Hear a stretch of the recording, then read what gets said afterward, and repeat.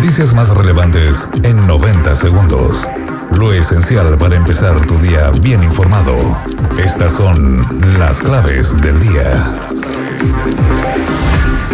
Clave 1, las bancadas del Partido Nacional Libertario y del Partido Republicano anunciaron que van a presentar una acusación constitucional contra el exministro de Hacienda Nicolás Grau tras las supuestas inconsistencias detectadas en las proyecciones de deuda pública entre 2026 y 2030. La polémica surgió luego de que el actual ministro de Hacienda, Jorge Quirós, advirtiera errores y diferencias millonarias en los cálculos fiscales heredados del gobierno anterior. Clave 2, la Fiscalía Nacional Económica acusó a las empresas de vales de alimentación Pluxee, Exodexo y Edenred de haberse coludido entre 2013 y 2021 para repartirse clientes y evitar competir, en licitaciones públicas y privadas. Según la investigación, ambas compañías controlaban gran parte del mercado y habrían coordinado acuerdos para mantener sus posiciones afectando la libre competencia en Chile. Clave 3, al menos 16 personas murieron en el Líbano tras una fuerte intensificación de los ataques israelíes contra supuestos objetivos de Hezbollah. Los bombardeos afectaron distintas localidades del sur y este del país, dejando además varios heridos y viviendas destruidas, mientras continúan las labores de rescate entre los escombros. Clave 4, buenas noticias en el deporte. Coquimbo Unido cerró la fase de grupos de la Copa Libertadores con una derrota. Pero es una derrota dulce, decían, ¿no? Esa era como la impresión, porque logra terminar primero en el grupo, en su zona allí de Copa Libertadores. Buena noticia entonces para el cuadro pirata. El único gol del partido fue anotado por Maximiliano Gómez en el Estadio Gran Parque Central. Líder el cuadro pirata del grupo B, clasificó a los octavos de final del torneo continental. Ya espera rival en la ronda de los 16 mejores. En la Copa Sudamericana, cerrando una buena jornada para el fútbol chileno, O'Higgins de Rancagua venció a Millonarios en Colombia y accedió al repechaje del torneo. Actualidad y contexto. Las claves del día en Hora Clave. Días intensos en política, 8 de la mañana con 9 minutos. Hay debates amplios por acusación constitucional, ya lo decíamos en las claves del día, contra el ex ministro de Hacienda. El manejo del actual ministro Arrau en la gestión de seguridad también está sobre la mesa. Y por otro lado también el rol de la democracia cristiana en la negociación por la mega reforma en el Senado, sobre todo donde marca allí una presencia y donde efectivamente hay, por parte de personeros de gobierno incluso, algunas críticas hacia esta colectividad, ¿no? El ministro de Hacienda, por ejemplo, Jorge Quirós, diciendo que el partido, la DC, debía madurar la nueva situación política, comparándolo incluso eventualmente con lo que pasa con el Partido de la Gente, ¿no? Y esta negociación que hace a nivel nacional. Vamos a conversar de ello con el senador de la Democracia Cristiana por la Araucanía, Francisco Huenchumilla, que ya está en contacto con nosotros. Señor Huenchumilla, ¿cómo está? Buen día. Hola, buenos días, gusto saludarle. Gracias por acompañarnos en esta mañana. A ver, como demócrata cristiano nos imaginamos que cuando llama el gobierno actual a tener cierto grado de madurez en la negociación, nos imaginamos que el tono no es el que esperarían. Al menos eso uno lo lee desde las declaraciones del propio presidente de su partido, pero queríamos saber también cuál es su impresión de esta imagen que está teniendo el gobierno del rol de la democracia cristiana en la negociación por la mega reforma.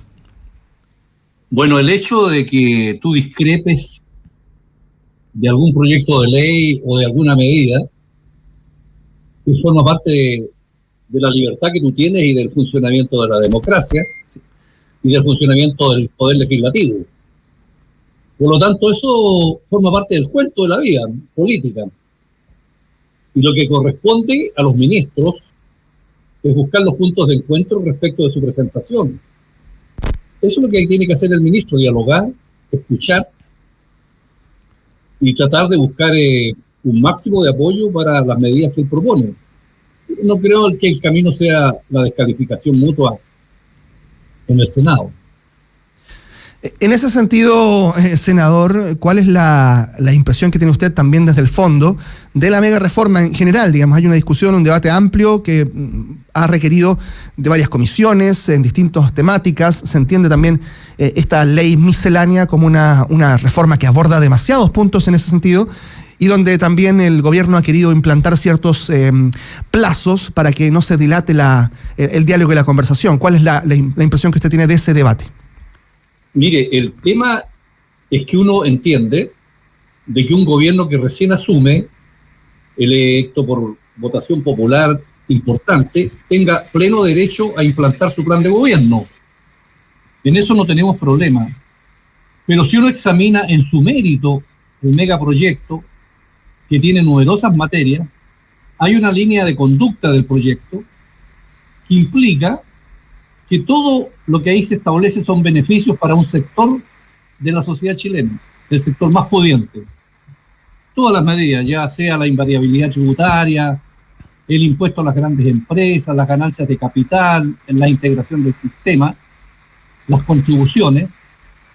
Entonces uno legítimamente dice, yo puedo legislar y aceptar una reforma de esta naturaleza que simplemente beneficia al sector más pudiente del país en desmedro de la clase media y de los sectores vulnerables.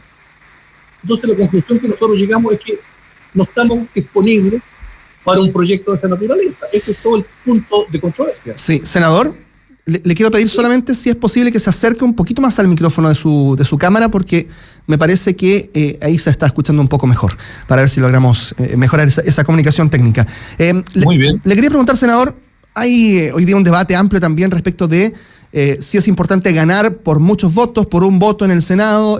Arturo Esquella decía, el presidente del Partido Republicano, que la verdad es que si se gana por un voto, feliz igual. Pero hay quienes dicen, es tan transversal esta normativa que el voto, el triunfo más exiguo no lo hace tan transversal como querría el gobierno. ¿Cuál es su impresión? Bueno, es una decisión política del gobierno determinar cómo se va a entender con la oposición en el curso de estos 4 años. Si el gobierno piensa que la manera de relacionarse con nosotros va a ser simplemente ignorándonos, no teniendo debate, colocando discusión inmediata, apartándose del diálogo, no escuchando a los especialistas, queriendo pasar máquina en todos los proyectos, bueno, eso es una manera de entenderse, pero tendrá que tenerse las consecuencias también de tener una oposición mucho más dura y de hacer uso de los mecanismos reglamentarios y legales para los efectos de enfrentar un escenario de un gobierno que no quiere dialogar ni quiere escuchar. Pero eso es una decisión del gobierno de cómo tiene que hacerlo. A mí me parece que es un error político, porque los parlamentos son eso, parlamentar, escuchar, buscar los entendimientos, y no siempre el fanatismo y la intolerancia es una buena consejera. Estamos conversando con el senador DC, Francisco Buenchumilla, a esta hora de la mañana. Leí algunas declaraciones también de otros personeros del oficialismo, algunos parlamentarios también, el diputado, por ejemplo, republicano Felipe Ros, que es presidente de la Comisión de Economía en la Cámara Baja, mencionaba, ¿no?, que la democracia cristiana le haría bien subirse a este proyecto. ¿Hay una invitación al partido a sumarse a esto o hay una negociación particular con cada parlamentario? ¿Cómo lo ven ustedes, tomando en cuenta las diferencias que puede haber también, pero eventualmente alguno de tantos proyectos pueda generar alguna adhesión? Es que hay una cuestión central de la naturaleza de lo que es un parlamento. Por esencia, el parlamento tiene por objeto buscar una fórmula de entendimiento respecto a los proyectos que le sirva mejor al país. Y como hay visiones distintas, ideológicas y políticas, lo lógico es que tiene que haber una apertura a escuchar. Al ser humano le hace bien escuchar. Y por lo tanto, a mí me parece que la fórmula de simplemente no escuchar y aprobar las cosas por un voto puede ser una fórmula, pero a mi juicio no es la más recomendable para crear un clima de los grandes acuerdos que siempre el gobierno, el Senado ha propiciado. Por eso que yo creo que el método que utilizó el gobierno en la Cámara de Diputados simplemente no es aconsejable seguir usándolo en esta materia y en otras. Mi punto de vista es que en el Senado se va a conversar, se va a dialogar, no se va a imponer. Y la forma de negociar puede ser múltiple, puede ser por bancada, por partido, por senador. Todas las formas de negociación son válidas. Senador, y en ese sentido, le quería preguntar, ayer estábamos conversando con el senador Kuzanovich acá en el programa, quien está hoy día en pie de guerra con el gobierno, diciendo que habían traicionado una negociación, digamos, en ese sentido, que habían negociado a espaldas de la región de Magallanes, pero también a sus espaldas personales, digamos, cuando negociaron ciertos puntos con el senador Karim Bianchi, que es el otro senador de Magallanes. Y ahí es donde yo le pregunto, ¿la negociación transversal es bienvenida y qué puntos de una negociación podrían ser plausibles, ¿no? A la hora de que la democracia cristiana pueda decir, a ver, recibimos sus propuestas y es posible conversarlas o no, digamos?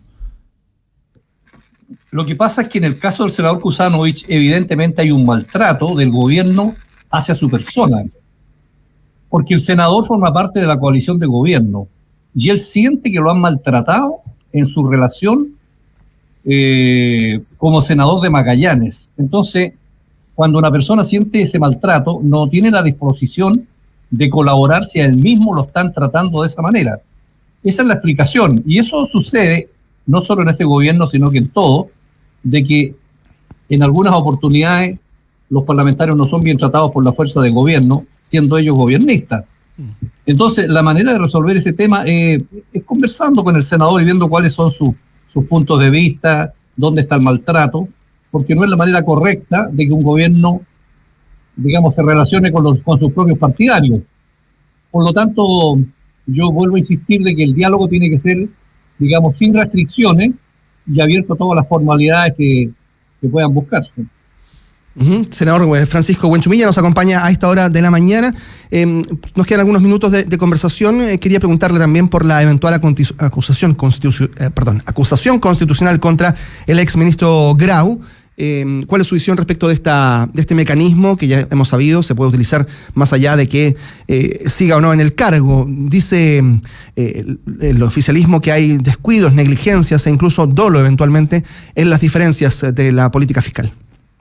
Bueno, no han tenido buena historia las acusaciones constitucionales en los últimos años. Yo creo que es una facultad que tienen los diputados, pero creo que hay que usarla ponderando adecuadamente de qué se trata el tema y cuáles son las posibilidades de éxito. Porque usarla simplemente como un mecanismo de molestar al oficialismo, de repente es un boomerang y produce resultados más negativos que positivos. Yo no soy partidario en sí de andar tirando acusaciones por todos lados, porque creo que debe ser la última razón para que se utilice esa facultad fiscalizadora de la Cámara. Creo que hay que colocar las energías en tratar de buscar los acuerdos que permitan tener buenas leyes al servicio de la gente y no gastar, digamos, sus energías en eso. Pero, en fin, esa es una facultad de los diputados que yo naturalmente respeto. Senador Francisco Buenchumilla, muchas gracias por estos minutos de conversación con Radio La Clave. Gusto de saludarlo. Muchas gracias. Buenos días. Buen día.